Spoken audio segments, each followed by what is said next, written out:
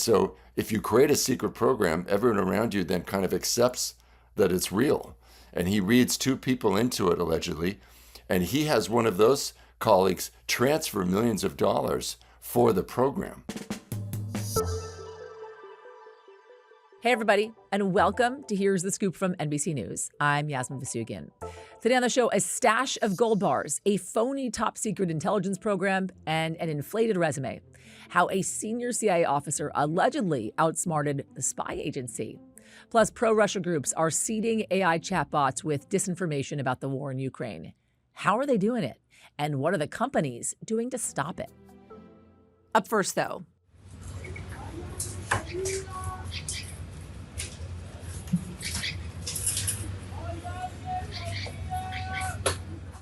Is anyone alive? That is the call from emergency responders and civilians in Venezuela who are still searching for people trapped under the rubble after twin earthquakes on Wednesday that killed hundreds of people and wounded thousands more. The state of La Guaira was one of the areas hardest hit, and our NBC News contributor Vanessa Herrero spent the morning talking with people there, and she's joining us now. Ana, I know you've been going all day long. You have seen an incredible amount of devastation. You're in ground zero, right? La Guaira is ground zero for this earthquake. What have you been seeing amidst this devastation? Well, I was thinking about before connecting with you guys, I was thinking about how I can explain what I saw, and I still cannot find the right words, but I know that I forced myself to look at these images of what was happening, just to be prepared, to be ready. And that doesn't even begin to explain it. It's devastation everywhere you go. I took my phone out, I started to record everything, and then my hand was just moving, and everywhere it went, you could see buildings collapsed, people running up and down, people fighting over, I saw this, people fighting over a piece of bread, fist fighting over a piece of bread, hundreds of people lining to get water, just a small bottle of water. And that was just immediately when you enter La Guaira. And then a little bit further in this place called Playa Grande, where both earthquakes really hit hard. I was speechless. I've been coming here to La Guaira all my life. This is people in Caracas. It's natural for us to just, every day we have off, we come to La Guaira, and I couldn't even recognize the streets. You and I talked yesterday, and you spoke about the rescue efforts and how they seemed very disorganized. They didn't have the necessary resources to carry out the rescue efforts the way that they're supposed to, in part because of this interim government that exists led by acting President Delcy Rodriguez, and that a lot of volunteers were pitching in with just their hands. What does it look like now in La Guaira? So when I went to Playa Grande, I met a couple, a woman and her husband. And she was telling me, I was surprised because no one was really helping. No one was there. So I was really surprised that, they were alone. And I asked her, who's helping you? How do you get the water or food or anything? And she said, look, no one comes here. And that is the entrance of one of the most famous places that was affected. So I was like, what do you mean? And they explained that security forces, first responders, government are asking neighbors to help them remove the bodies. They have, and they did, recover several people, neighbors who used to be their friends, who died, and they had to recover the bodies and take them to the morgue and take them to different, to wherever they needed to be taken without any kind of help. they tell me also that at nights when everything is absolutely quiet, they hear the sound of people screaming for help. And it's just devastating because people are either in shock or crying so hard. You know, it's hard. It's hard for me to speak to someone because they're either just extremely calm about what is happening, but of course that's an obvious shock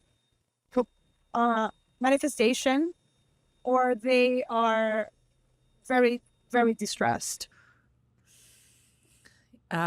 You were searching for your friend yesterday. You couldn't get text messages through. I can't. Have you connected with her? No, I am going there now. I'm here in Guaira. I'm going there. I said I'm going there. I'm gonna try to find her.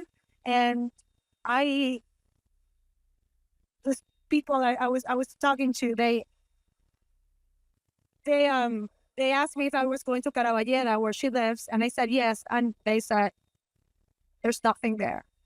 It's all gone. And I said, well, I just need to see it for myself. Stand there and understand what happened. If it happened, then I need to stand there and understand and give that and tell this information, share the information with all her friends who are not in Venezuela, and they're desperate for information, and her family is looking for her as well. But listen, this is not me doing this. A lot of people are doing what I'm doing right now. They are personally going to the places because there is not enough people. The government doesn't have the supplies. They don't have the personnel, and the rescuers, the first responders, are just overwhelmed. So people, families, friends are coming here to do this search for their loved ones. They're taking it upon themselves. Yeah. What about the international aid? There has been international aid pledged from many countries, including the United States. Have they begun to arrive? Yes, and several missions have arrived, including the United States. But here's the thing. This is too big. This is way too big. So whatever aid is coming in right now, it needs to be organized, distributed. And the Venezuelan government is known for not being very effective at that. We don't know who is going to take the lead on this. Now that the U.S. and Venezuela have this, very close relationship, and that Venezuela allows the U.S. to take first hand on certain subjects. So we don't know if that is going to be the case, but we do know that right now here in La Guaira, where I am, no aid is coming. It's just volunteers. It's just regular people, families and friends looking for the loved ones, and others, first responders, firefighters, who are indeed working from the beginning. But it is way too big for them. So they are trying to look for survivors, and that is the main focus right now. And the rest, it's being done by friends and families. Ana Vanessa Herrero, thank you. Thank you. So we've talked about how drones have become a big part of the war between Russia and Ukraine. But another type of tech, far from the battlefield, is now becoming a major force. Pro-Russia groups have been flooding AI systems with propaganda, attempting to skew the information that chatbots share with users in Europe and the US. Senior European officials who spoke with NBC News say that the campaign has affected some of the most popular AI programs, including OpenAI's ChatGPT and Google's Gemini. So how are these AI models being manipulated? And what are tech companies doing to stop the disinformation from spreading? For this, I want to bring in NBC News tech reporter, Jared Perlo. Hey, Jared. Hey, guys. Thanks so much for having me. Always good to have you. So researchers in Estonia, they just published this study on Russian disinformation and AI. What did they find?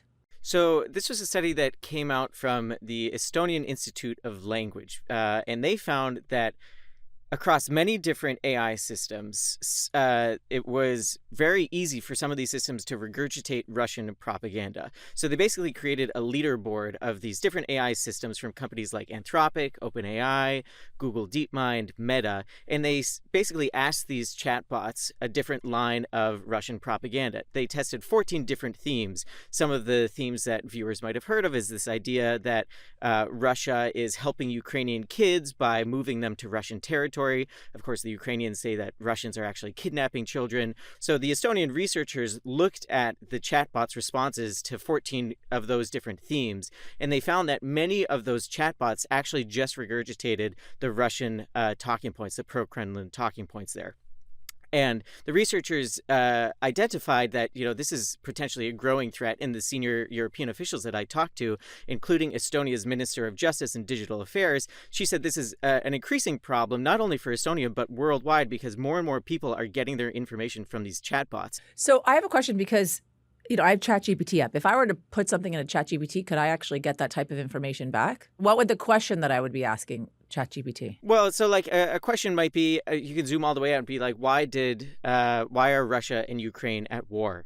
And depending on what's actually happening under the hood with these different AI systems, depending on how heavily they ingest these pro-Russian websites that are trying to disseminate this information into chatbots, you might get a different answer, a more pro-Russian answer than you would if these chatbots weighted down or correctly filtered out those pro-Russian propaganda websites. Because, for instance, I just put that question into my ChatGPT, and it gave, I think, pretty middle-of-the-road answers, right? Territorial dispute, sovereignty, Ukraine's orientation towards the West, competing political narratives and control, failure of diplomacy, and escalation. So for me, it did not necessarily give out pro-Russia propaganda. Right. So this is something that the researchers also identified. They say at the top of their leaderboard, kind of most resistant to Russian propaganda, are systems from Anthropic, the Claude family of chatbots, and then also OpenAI, so the ChatGPT family of chatbots. Those, the researchers found, are most resistant to incorporating those Russian propaganda websites. How exactly are these pro-Russian groups infiltrating these AI systems? Is it easy, or do you kind of need to be a skilled hacker to do it? Somewhere in between. So essentially what happens is that pro-Russian groups basically create fake websites or just websites that just spout pro-Russian propaganda. On Tuesday, Bloomberg reported that there's a specific group called the SDA, which is actually sanctioned by European and American officials. Right. And they pump out thousands of websites that basically almost look like Wikipedia-style websites. And they just throw that out into the onto the open internet. And the way that these chatbots work is that when they're being developed, they're being grown, they're being trained, they basically query or they look at the sum total of what's out there on the internet. So if they're surveying what exists on the internet and they come across these thousands of pro-Russian websites, they don't really know that they were created by this pro-Russian activist group. So they just basically vacuum that in, soak it all in, and then when they develop how exactly the system should reply to answers, that's the type of information that they surface. You've spoken to Google, you've spoken to OpenAI, Anthropic as well, trying to get comment on this story. What did they say they're trying to do to combat this situation?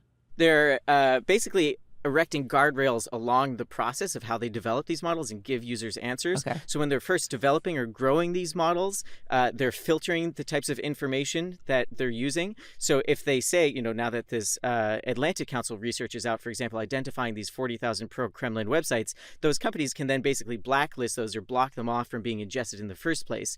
Of course, it's not a perfect defense. They think that by stacking these defenses, defense in depth, right, that they can strive for more accurate information. But Anthropic spokesperson told me that Claude relies on third-party service providers, and so at some point they're just reliant on what those service providers give to them. So they say, it's not a perfect solution. And I think in terms of being proactive, it comes back to basic media literacy for us as consumers, knowing what sorts of sources we should be trusting and what we shouldn't. And it's not just AI platforms that are being affected by this. Obviously, it's Europe, it's the United States, it's countries around the world, depending on what we're talking about here. But more specifically, when it comes to Russian propaganda, what are European countries? How is the United States? How are they reacting to this? Two very, very different stories. So in the United States, we've actually seen the current administration dismantle a lot of the efforts that were originally meant to guard against disinformation campaigns. There was an explosion of disinformation campaigns from Russia in the 2016 election, also in more recent elections in the 2024 election. The FBI had a disinformation task force, essentially. Last year, Pam Bondi in February, I believe, dismantled that, said that the resources would be steered elsewhere. So there's not really any cohesive federal effort to fight disinformation disinformation in the US, which honestly now the Trump administration is struggling with a little bit in its war with Iran. When we turn to Europe, there's a different story there. The European Union and the European Commissioner, Ursula von der Leyen, has established this democracy shield project, that's what they're calling it, to basically help different European countries fight back against disinformation. However, this minister that I talked to in Estonia, Minister Pakosta, said that the European Union is not known for moving very quickly. It's a really difficult process. And again, the age-old question of how to ensure your citizens get free-flowing information and not censoring the information they're receiving while blocking that harmful propaganda, that's a really tricky question. But she says, it's one that is incredibly vital to be working on right now. And she basically issued, in our conversation together, she issued a call for countries around the world, all democracies, to unite together. She said that, millions, billions of dollars are flowing into this from the anti-democratic side, from the Russian side. So it's really important that everybody else bands together. We'll see if that happens in the US. Jared Perlo, thank you. Thanks so much. So CIA officers are among the nation's top intelligence professionals, sent out to infiltrate some of the world's most impenetrable circles. But what happens when a CIA officer cons their own agency? Well, that is what former senior CIA officer David Rush is suspected of doing. Rush was arrested back in May, charged with stealing public money by filling out fraudulent timesheets. When the FBI searched his Virginia home, they allegedly found a stash of gold bars, cash, and luxury watches. And now investigators are digging even deeper and finding there's more to the story. So I want to bring in NBC News national security and global affairs reporter Dan DeLuz, who has been following all of the twists and turns. Hey, Dan. Hello. This is a big one. So we know that Rush spent 17 years at the CIA. Who is he, and what did he actually do for the agency? This is an amazing story. I think we still don't know fully who he is. But on paper, he was in the CIA for years, as you say, since 2009. He was part of the kind of senior ranking category of officers, part of the senior executive service equivalent. So, that's like being a senior officer in the military. Right. And he was in the Directorate of Science and Technology, Okay. which is a really important, sensitive place at the agency that is involved in using technology, cutting edge science to try to spy on our adversaries, right? The other thing is he was a liaison to the Pentagon for submarine programs, sort of naval-related programs. So you can imagine how sensitive that is. So he's being held in jail. He has not entered a plea. The FBI says the investigation is ongoing. Now we're hearing that Rush is actually accused of lying on his resume and that he's suspected of fabricating a phony top-secret intelligence program. So what do we know about this stuff? This is where it gets so interesting. Yeah, if you look in the court affidavit that went out after he was arrested, they only charge him at the moment with this kind of filing fraudulent timesheets claiming he was in the Navy Reserve when he wasn't. So that involves tens of thousands of dollars. But then, as you say, it says he had $40 million worth of gold bars in his house. Come on, 40 million? Oh my We're gosh. talking, hundreds of gold bars, $2 million in cash, and like 35 luxury watches, mostly Rolexes. And he had approval for these things. But of course, you don't keep it in your house. So when they went to go search the storage space at his office, a lot of what was supposed to be there wasn't. So he had approval to have these things, but didn't account for them. And so that's where really big questions come. And then, as you said, the most amazing revelation really is that he's accused of creating a fake top secret program. So there's something called a special access program, which is really, really secret. And if you're not read into the program, then you can't talk about it to anyone. But he kind of flips it around and uses it against the agency, allegedly. And so if you create a secret program, everyone around you then kind of accepts that it's real. and he reads two people into it allegedly, and he has one of those colleagues transfer millions of dollars for the program. So now the question is, did he have accomplices, or were these all unwitting colleagues who didn't realize what they were being drawn into? You mentioned accomplices, Dan. Was there some sort of romantic accomplice, possibly? There is no evidence of that at the moment, but there are questions about who in the agency was approving what he was doing. Were they checking it sufficiently? Was there an unwitting accomplice? At the moment, there's no evidence of that, but the investigation is still looking into this. But what is true is that his most recent supervisor, he did have a romantic relationship with that person earlier at one point before they were his supervisor.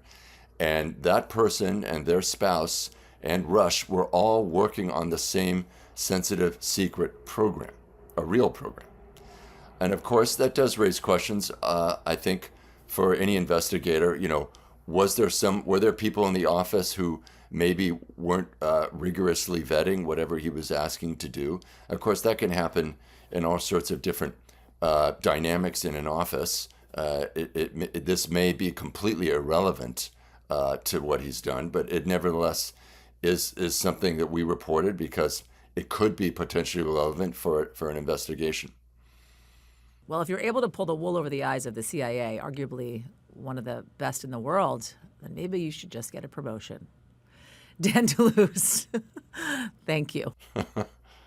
Thank you. All right, that is going to do it for us at Here's the Scoop from NBC News. I'm Yasmin Vasugan.